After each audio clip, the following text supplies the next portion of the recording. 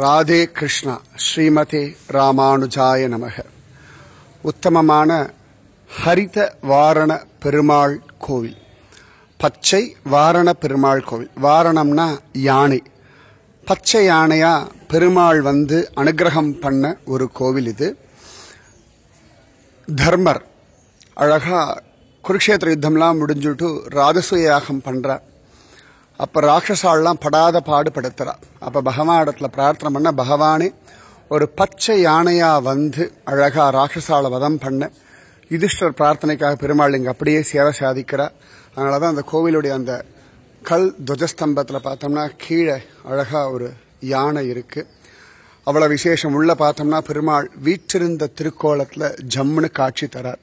பரமபதத்துல இருக்க மாதிரி ஒரு காலம் அடக்கிண்டு ஒரு காலை கீழே வச்சுண்டு இடது கையினாலே வா அப்படின்னு கூப்பிட்டுட்டு வலது கையினாலே அபயம் தரார் சுவாமி.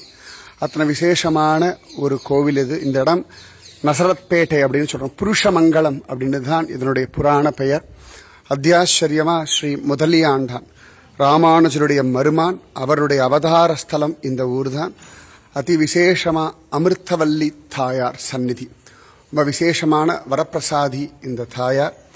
அழகா எல்லாருக்கும் மனசமாதானம் எல்லாம் தரக்கூடிய ஒரு பெருமாள் இந்த பெருமாள். ஜோரா இருக்கார் உள்ளுக்குள்ள பெருமாள். தாயார் ஸ்ரீதேவி பூதேவியோட ருக்மிணி சத்யபாமாவாக அழகா ஜம்முன்னு கண்ணனாக பெருமாள் காட்சி கொடுக்கிறார். உள்ளுக்குள்ள ஸ்ரீ இப்படி உள்ள போனோம்னா அழகா இடதுகை பக்கத்துல இதுதான் பெருமாளுடைய சந்நிதி, இது தாயாருடைய சந்நிதி. உள்ள பார்த்தோம்னா நேர பார்த்தோம்னா அழகா ஸ்ரீ முதலியாண்டான் அவர்களுடைய சந்நிதி இருக்கு.